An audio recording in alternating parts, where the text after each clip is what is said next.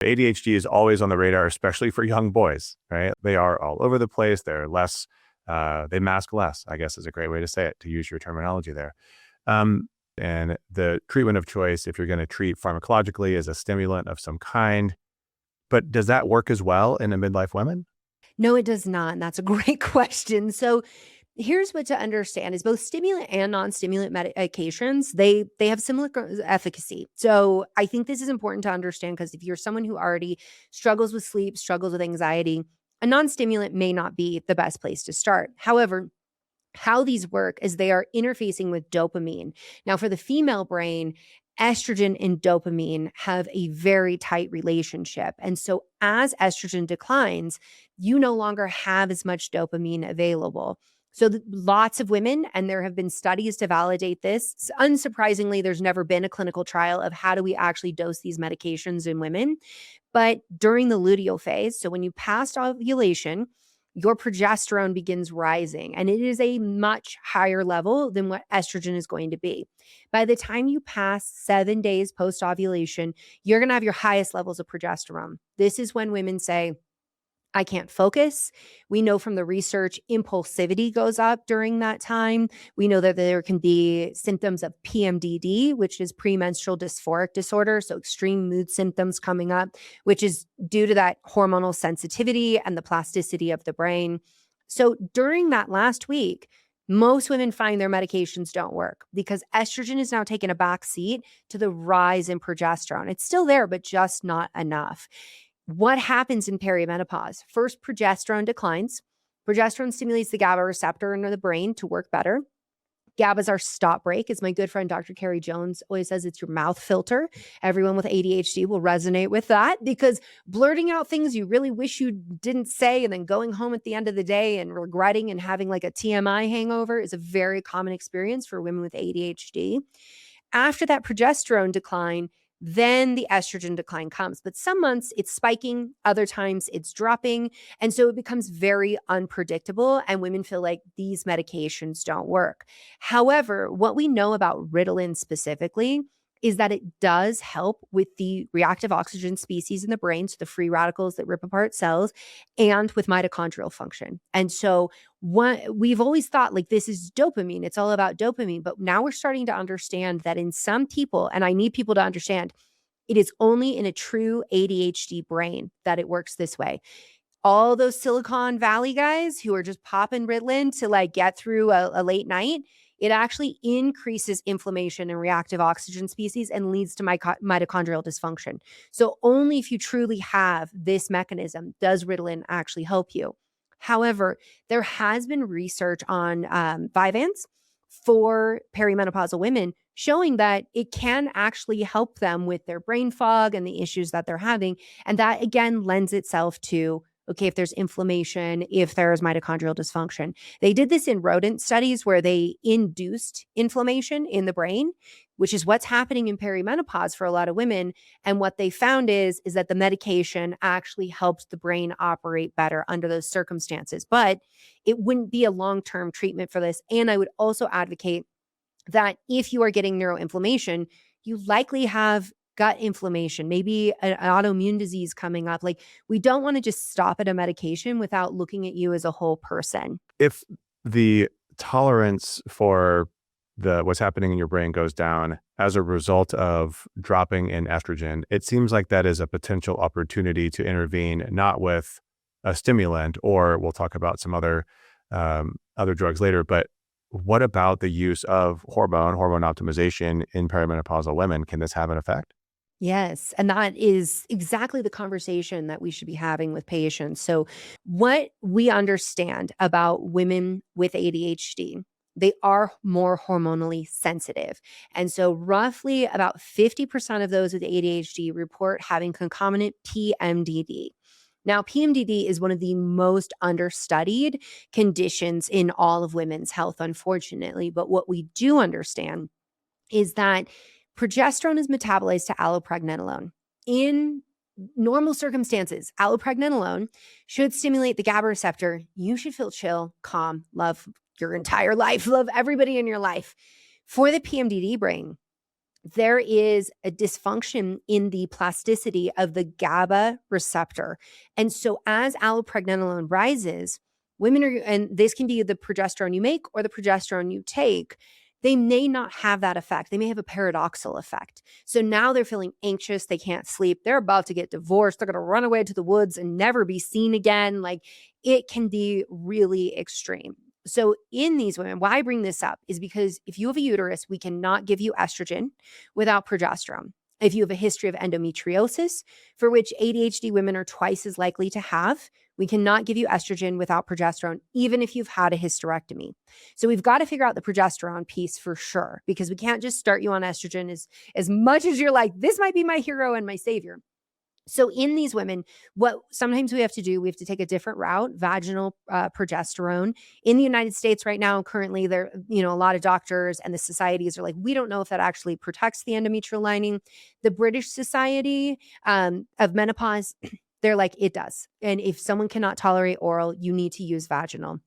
The other thing we can do sometimes is start you on a compounded, like 25 milligrams. And this, I just want to be really clear, you have to work with a compounding pharmacy that is certified, that is doing a good job, that is not just like some online nail you hormones anywhere in the world kind of operation. But we might start on 25 milligrams and hold for 2 to 4 weeks and then gradually increase. That way we give the brain time to adapt to having that progesterone. So we've got to figure out the progesterone piece. But to your question, yes, estrogen can be tremendously helpful here. But here's the caveat. Once inflammation in the brain sets in, and we don't have any good tests for this really to understand, is more about symptom presentation. But once it sets in, that estrogen will only take you so far. So it's better if we intervene sooner with estrogen before neuroinflammation gets hot and bothered. The other thing to understand is that many women with ADHD also struggle with histamine. And that might be because they tend to have less microbial diversity. There's a lot of gut dysfunction in ADHD. It may be because of the shared genes with immune system dysregulation and having ADHD. Or it may be simply a fact that they're getting too much estrogen. And what does estrogen do? It stimulates mast cells to release histamine. Histamine then stimulates the ovaries for as long as they have the potential to make hormones to make more estrogen. And so this is the other reason we have to get progesterone figured out, because giving you estrogen without progesterone can set off histamine, which is a neurotransmitter. It's not just about allergies. It's not just about, having hives. It's also about being incredibly irritable. It is waking 2 to 4 a.m. in the morning, not being able to sleep, not understanding why. We also think about progesterone with that, but it could be a histamine issue. It's also why women get period flu symptoms. So if you are cycling and always before your period, you feel like you're coming down with the flu, that's a sign of histamine. And as we get closer to perimenopause or to menopause through our perimenopause journey and estrogen spiking and dropping, you might just have random times where you're like, I think I'm getting sick. But then no one's sick around you and you don't really have any other symptoms other than feeling really tired, really irritable, really achy, and just feeling like I need to go to bed right now. Yeah.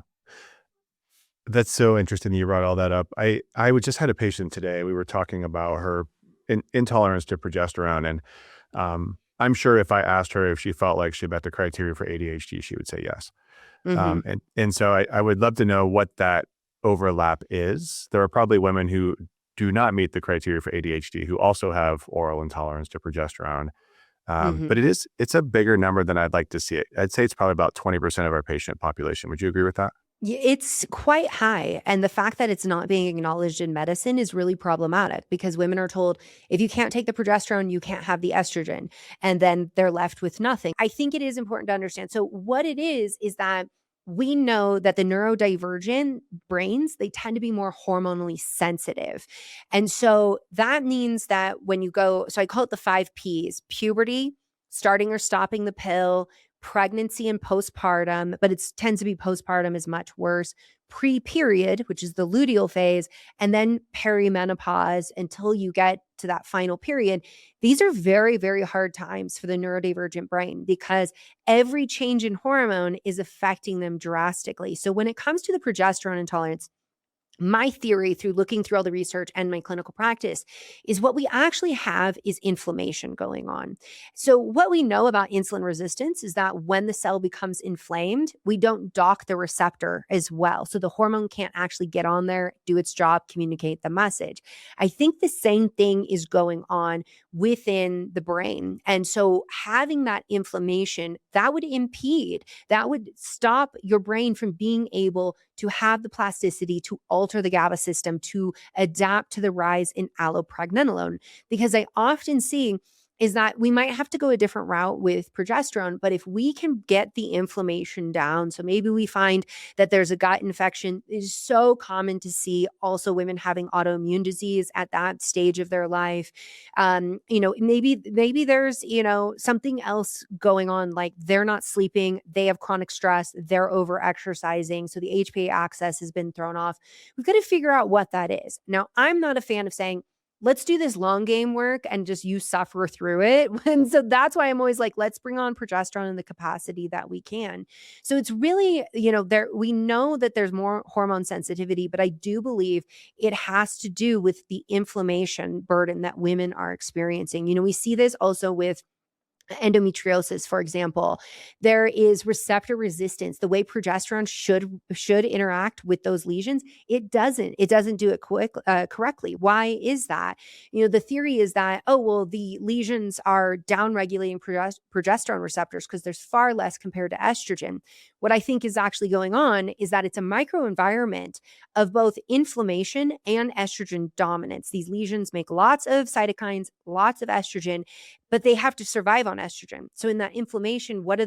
They upregulate estrogen receptors. It's not that they're downregulating progesterone. It's that there's so much inflammation that the only way for them to get fed is that they have to have more receptors, right? And so this is what I think, because when we work on inflammation, we also see progesterone receptors respond better in other parts of the body and endometriosis lesions. There's also been fascinating research looking at GLP-1s, and they looked at progestin specifically. Important for everyone to understand that synthetic progesterone, and it doesn't get metabolized to allopregnanolone. It's not the same. But they did this in endometrial cancer patients, which tend to have progesterone resistance. And what they found is when they introduced GLP-1s, the progestins worked so much better. The receptors were more responsive. Well, what did GLP-1s do? They drop inflammation. So I think that is really the crux of all of this that we have going on, but it still leads clinicians to like what to do. Well, you got to start low and you got to go slow with progesterone. You got to go with other routes, and you got to be patient with this person. You got to listen to them, because whatever their experience is true, even though we don't have robust data to back it up.